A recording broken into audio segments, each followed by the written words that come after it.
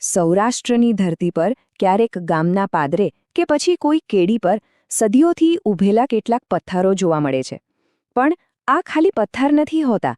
આ તો શૌર્ય, બલિદાન અને વચનની અમર ગાથાઓ છે, જે પથ્થરમાં કંડારાયેલી છે. તો ચાલો આજે આપણે એ જ પથ્થરોની વાર્તા સાંભળીએ.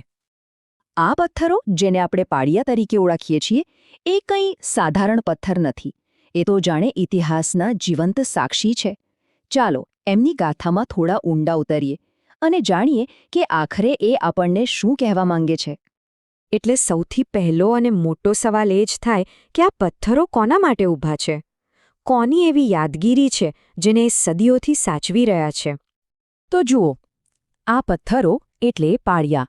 આ એવા નાયકોનું સન્માન છે જેમણે પોતાના લોકો માટે, પોતાની ગાયો માટે કે પછી પોતાના ધર્મ માટે સર્વોચ્ચ બલિદાન આપ્યું હોય.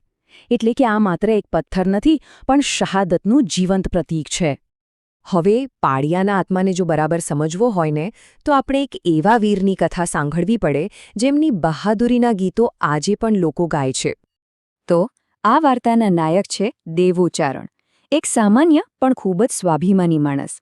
અને એમના માટે એમની ગાયો એ ફક્ત પશુધન નહોતું. ના, એ તો એમના પરિવાર જેવી હતી. અને પછી એક દિવસ એવું બન્યું જેણે બધું જ બદલી નાખ્યું. ગામની શાંતિ અચાનક ભંગ થઈ. કેટલાક ધાડપાડુઓએ દેવાના એ વહાલા ધણ પર પોતાની ખરાબ નજર નાખી. હવે જરા પરિસ્થિતિ જુઓ.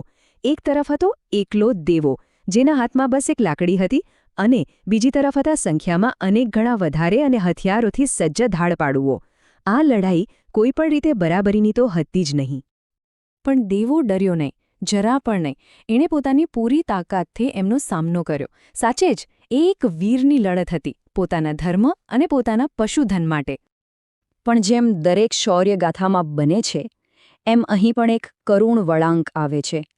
આ લડતનું જે પરિણામ આવ્યું એ દેવાના જીવનને એક નવા અને અંતિમ મોડ પર લઈ આવ્યું. એ ખૂબ જ બહાદુરીથી લડ્યો, પણ એકલો માણસ આટલા બધા સામે ક્યાં સુધી ટકી શકે?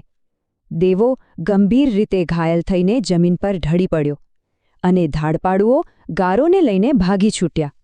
પોતાના છેલ્લા શ્વાસ લેતી વખતે દેવાએ પોતાની પત્ની સોનબાઈ પાસેથી એક વચન માગ્યું.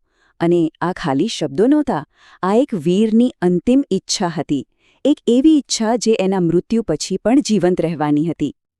અને બસ એ વચન સાથે જ દેવાએ પોતાના પ્રાણ ત્યાગી દીધા. પણ દેવાના મૃત્યુ સાથે આ વાર્તા પૂરી નથી થતી. ના, અહીંથી તો એક નવી શરૂઆત થાય છે.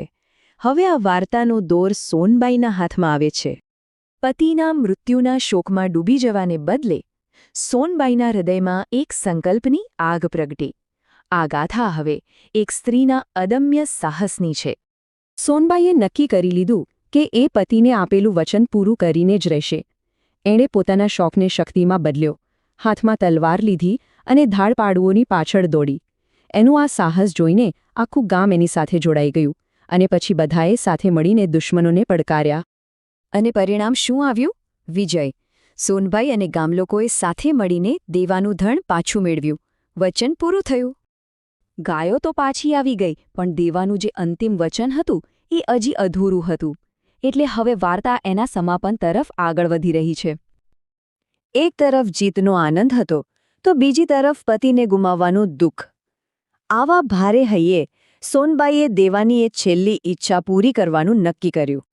ગામના મુખ્ય દરવાજા પાસે જ એક પથ્થર પર દેવાની એ વીરતાને કંડારવામાં આવી.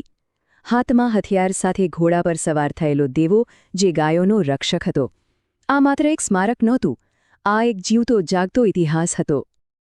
દેવાનો પાળિયો એ માત્ર એક વાર્તાનો અંત નથી, પણ એક પરંપરાની શરૂઆત છે. એ કંઈક બહુ મોટું પ્રતીક બની ગયો. એટલે જ પાળિયો એ ખાલી પથ્થરનો ટુકડો નથી.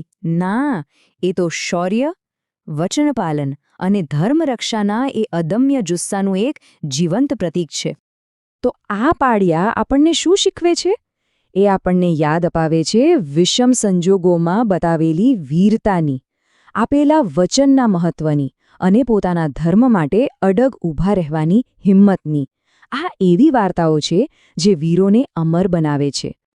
દેવો અને સોનબાઈની આ ગાથા સાંભળીને મનમાં એક સવાલ જરૂર ઊભો થાય છે. આજના આધુનિક સમયમાં જ્યાં જૂના મૂલ્યો કદાચ બદલાઈ રહ્યા છે, ત્યાં શૌર્ય અને વચનપાલન જેવા ગુણોનું શું મહત્વ છે? આ એક વિચારવા જેવો પ્રશ્ન છે, ખરું ને?